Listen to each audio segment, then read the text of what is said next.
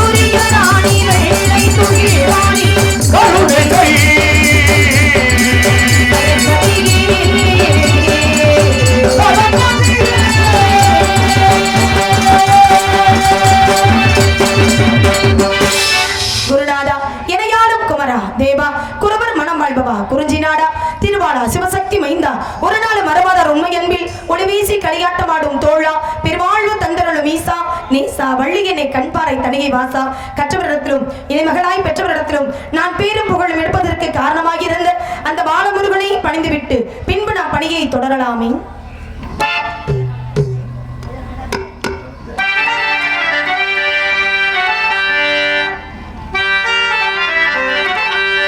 அழகான பழனிமலை ஆண்டவா, உன்னை அனுதினமும் பாட வந்தேன் வேலவா.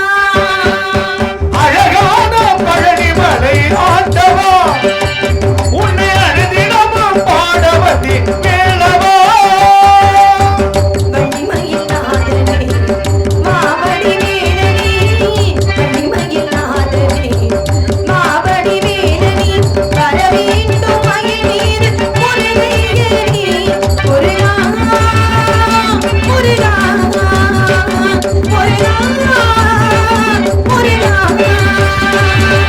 அழகான பழனிமலை ஆண்டவா, உன்னை அனுதினமும் பாட வந்தேன் வேலவா.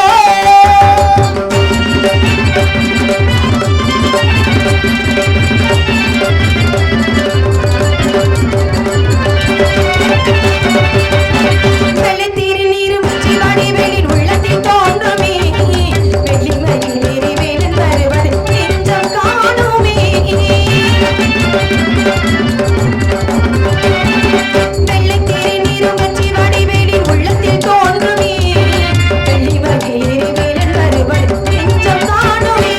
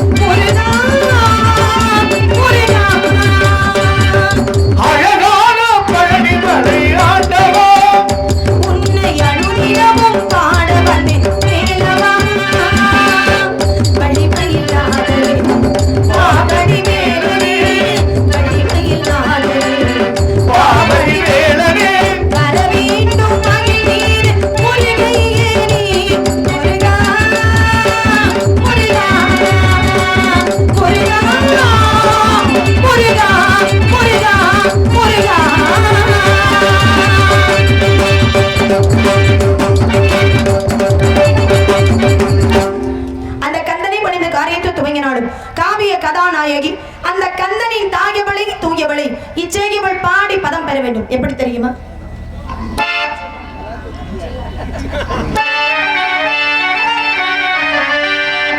செல்லாத்தா செல்ல மாரியாத்தா எங்க சிந்தையில் வந்து அருகில் நாடி நில்லாத்தா. செல்லாத்தா செல்ல மாரியாத்தா எங்க சிந்தையில் வந்து அருகில் நாடி நில்லாத்தா.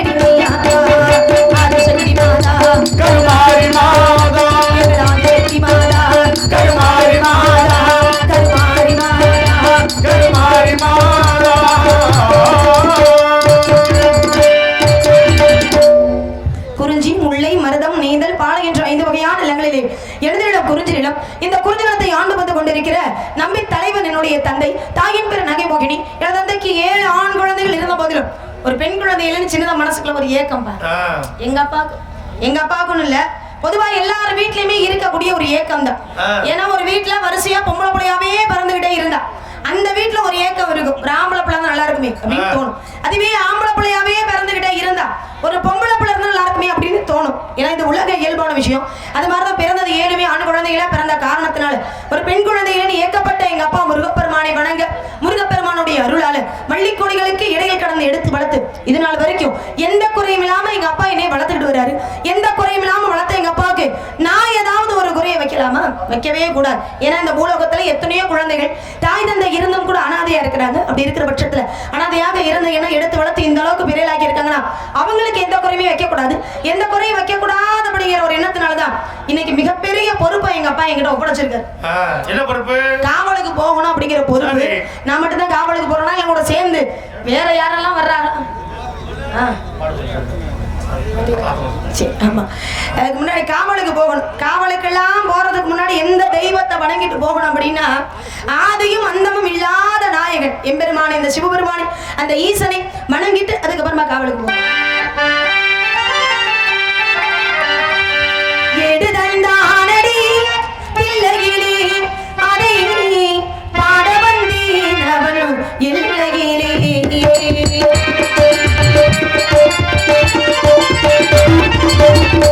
எடுதந்தானடி பிள்ளையிலே அதை பாட வந்தேன் அவன் இல்லையிலே. இறைவனின் நாடு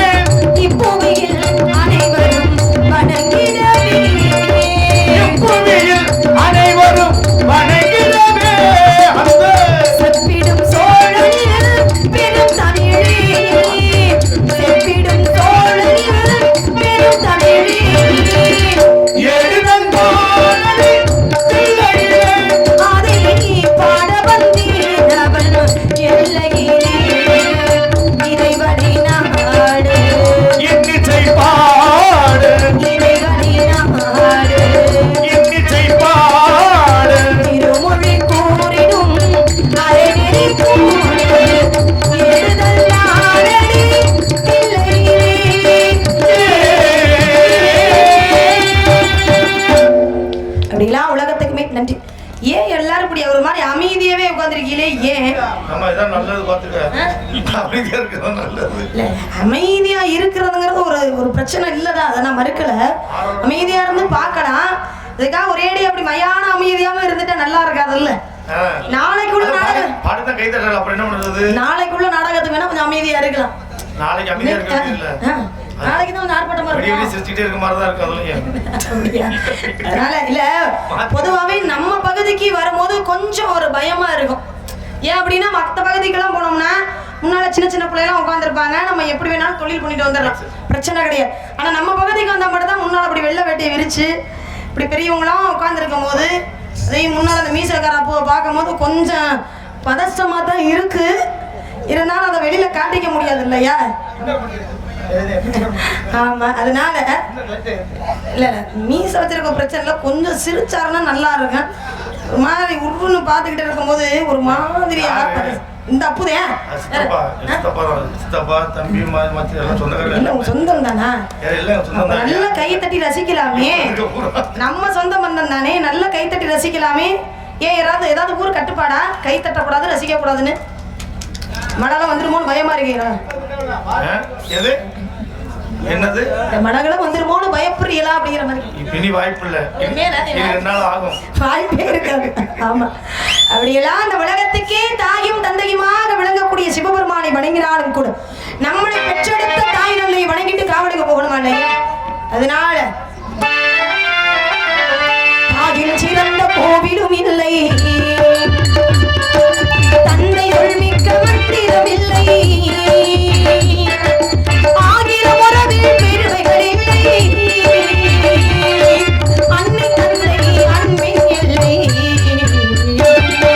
தாயின் சிறந்த கோவிலும் இல்லை, தந்தை மிக்க மந்திரம் இல்லை.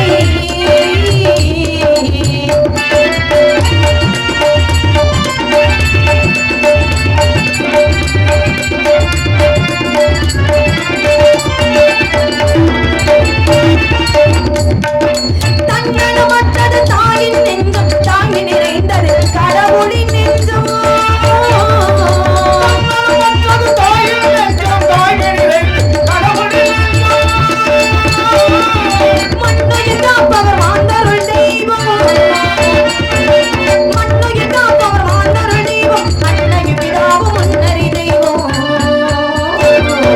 தாவில் சிறந்த கோவிலும் இல்லை, தந்தை சொல் மிக்க மந்திரம் இல்லை.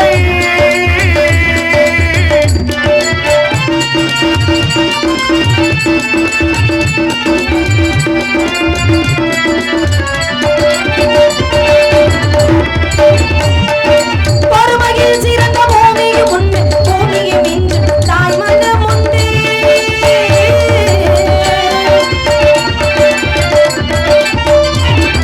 பருமையில் சிறந்த பூமியும் உண்டு, பூமியை மிஞ்சும் தாய் மனம் உண்டு, கோவிலில் உண்டு குடும்பத்தில் உண்டு, கோவிலில் உண்டு குடும்பத்தில் உண்டு, கருணையில் தாயும் கடவுளும் உண்டு, தாயின் சிறந்த கோவிலும் இல்லை, தந்தை சொல் மிக்க மந்திரம் இல்லை, ஆயிரம் உறவில் பெருமைகள் இல்லை, அன்னை தந்தையே அன்பின் இல்லை, தாயில் சிறந்த கோவிலும் இல்லை, தந்தை சொல் மிக்க மந்திரம் இல்லை. அப்படிலாம் தாயும் தந்தை வணங்கிட்டு கவலை போகணும். நன்றி நன்றி நன்றி கேட்ட வணக்கம். இப்போதான் சத்தம் கொஞ்சம் கூட வருது, ஒன்றும் பிரச்சனை இல்லை. சத்தத்தை எப்படி இதுவும் நான் ரசிச்சு கை தட்டினீங்களா, நான் சொன்னேங்கிறதுக்காக கை தட்டுறீங்களா எல்லாரும்? பாவம் நிறைவிட்டா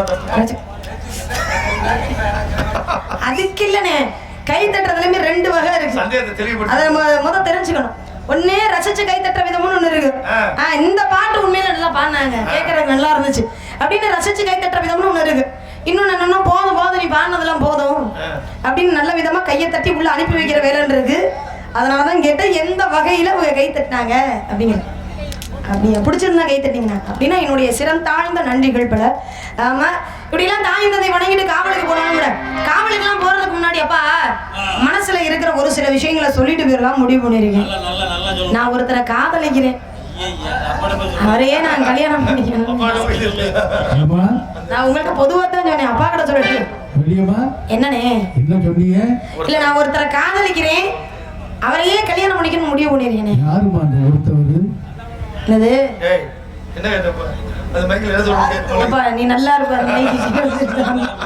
ஆமா அண்ணன் வேற வரும்போதே இந்த அசிங்கமா ஆபாசம்லாம் பேசக்கூடாதுன்னு சொல்லி வந்தோம்.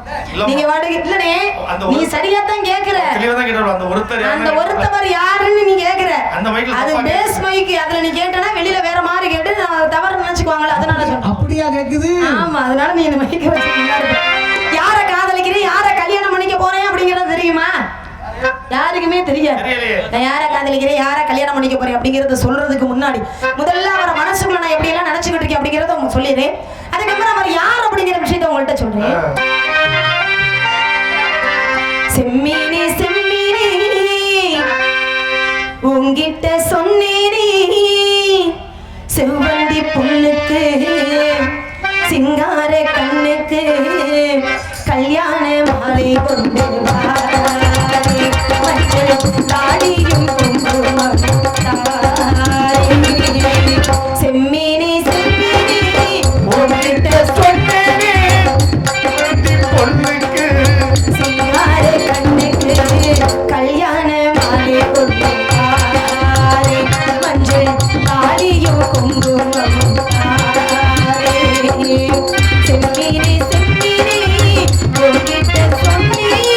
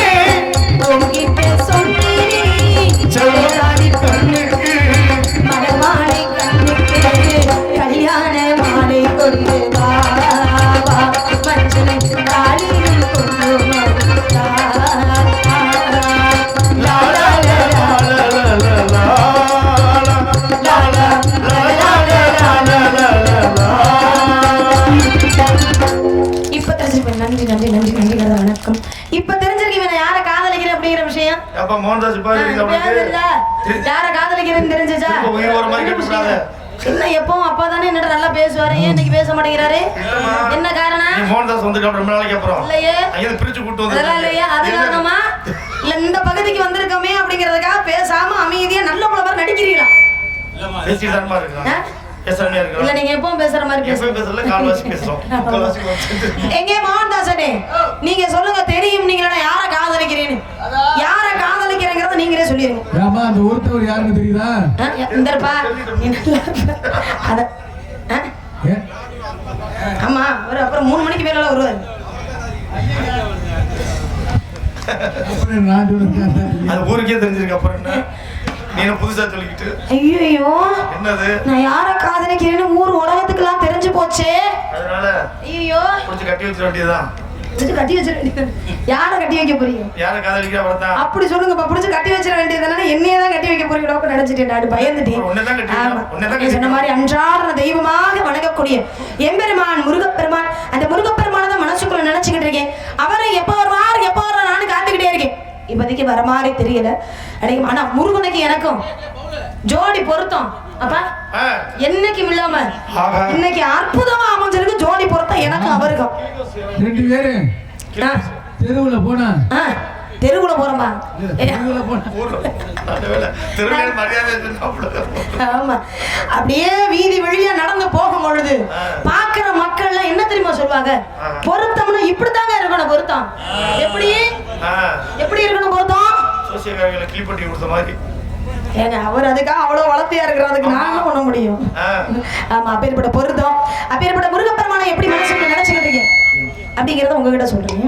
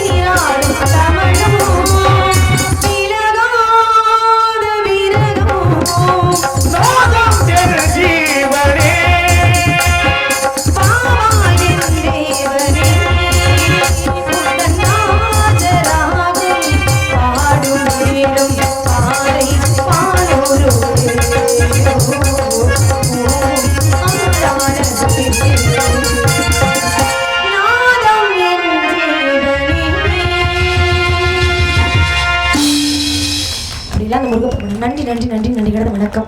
அப்படிலாம் முருகப்பனே நான் ஏன் காதலை பத்தி எடுத்து சொல்லிக்கிட்டு இருக்கேன். உண்டான காயம் எங்கும் தன்னாலே மாறி போன மாயம் என்ன பொன்னாடி பொன்னாடி என்ன காயமான போதும்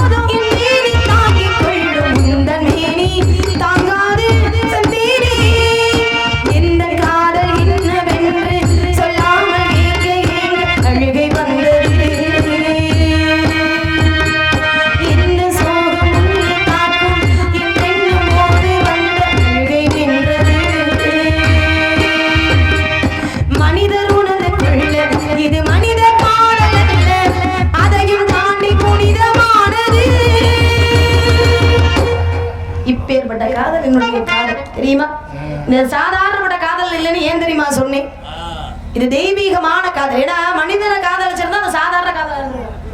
இது வந்து தெய்வீகமான காதல். தெய்வத்தையே காதலிக்கிறேன் அப்படின்னா அது சாதாரணப்பட்ட காதலா? அது தெய்வீக காதல் இல்லையா? அந்த தெய்வீக காதல் எப்படிப்பட்ட காதல் அப்படிங்கிறது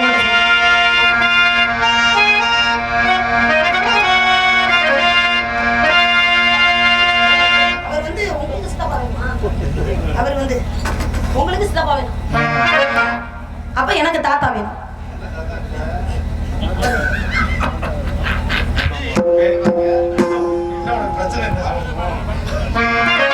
சொந்த பந்தமாக்கிட்டா கொஞ்சம் பயம் இல்லாம தொழில் பண்ணலாம்ல.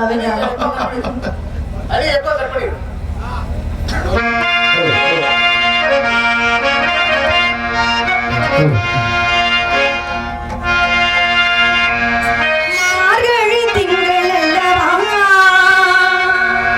மதி கொஞ்சம் நாள் அல்லவா, இது கண்ணன் வரும் பொழுதல்லவா, ஒரு முறை உனது திருமுகம் பார்த்தால் விடை பெறும் உயிரல்லவா.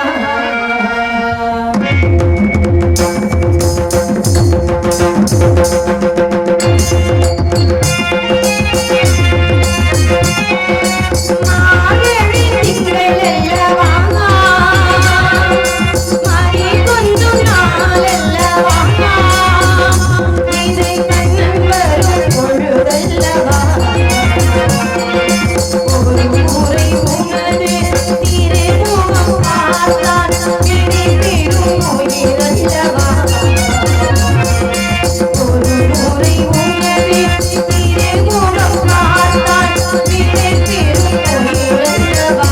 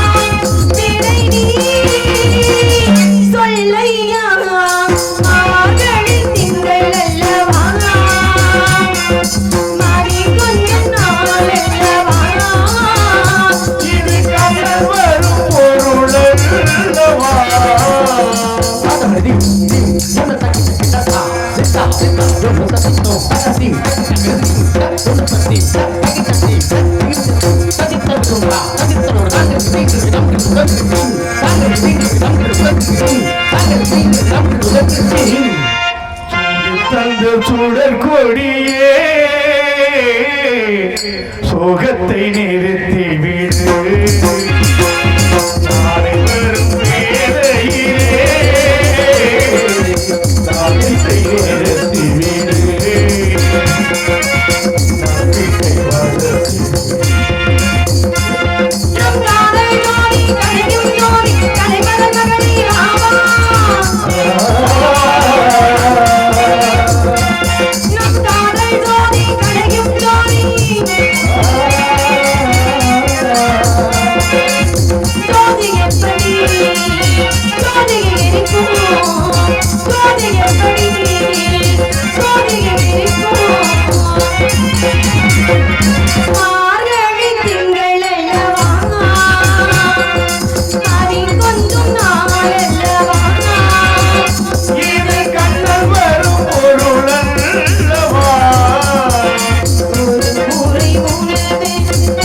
முகம் பார்த்தால்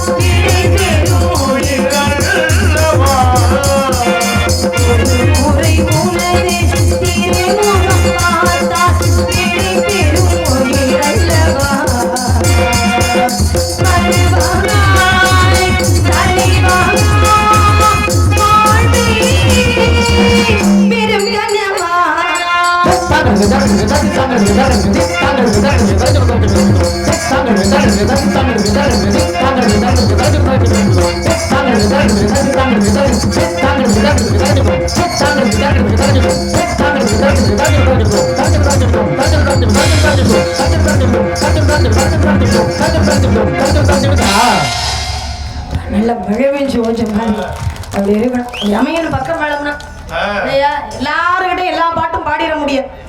பாட்டு குறிப்பிட்டு ஒரு 3 பேர்கிட்ட மட்டும்தான் நான் பாடுவேன். அதாவது நான் சந்திச்ச வகையில சொல்றேன். அதுக்காக வந்து மற்றவங்களாம் வாசிக்க மாட்டாங்க அப்படின்னு நினைச்சிடக்கூடாது. ஆமா அது இல்லை, பொதுவாக சொல்லு நான் சந்திச்ச வகையில ஆமா அந்த 3 பேர்கிட்ட மட்டும்தான் அந்த பாடல் பாடுவேன். அதுல வந்து ஒன்று மோகன்தாசனே.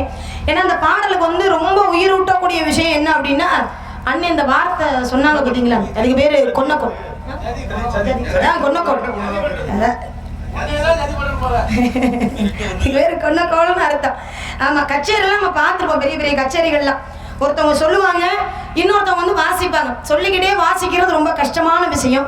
அதை இரண்டையுமே சரியான முறையிலே கையாண்டு இந்த பாடலுக்கு மென்மேலும் மெருகுபடுத்திய அருமையன்னார் மோகன்தாசன் அவர்களுக்கு எனது சார்பாக நன்றி நன்றி நன்றி. வணக்கம் அண்ணே மோகன்தாசனே. இதெல்லாம் எப்படி கைத்தட்டு பத்தியில உங்களுக்கு இப்படியெல்லாம் ஊருக்கு உனக்கு நான் கைத்தட்டெல்லாம் வாங்கி கொடுக்குறேன். விடிஞ்சா ஒரு டீ கூட வாங்கி கொடுக்க மாட்டேங்கிற, ஓடி போயிடுற. உனக்கு இவ்வளவு வாதிக்கிறேன், காலையில ஒரு 145 ரூபா கேட்கறேன், கொடுக்க மாட்டேன். ஒரு டீ செலவும் அதுவும் ஒண்ணா உனக்கு உனக்கு டீ அவருக்கு அது சரி. ஆமா ஏன்னா ஒரு நாடகம் எல்லாம் சிறப்பா அமையணும்னாலே பக்கமிடம் தான் ரொம்ப முக்கியம். பக்கமிடம் இருந்தா தான் நாடகம் நல்லா சிறப்பா அமையும். அதுல என்ன சந்தேகம் அப்படி நீங்க எல்லாம் நினைச்சுக்கிட்டு இருக்கிறீங்க. என்னது எனக்கு எங்களுக்கு ஒன்றும் பிரச்சனை, உங்க நாடகம் உங்க நாடகம் தான் கேட்டு போவோம்.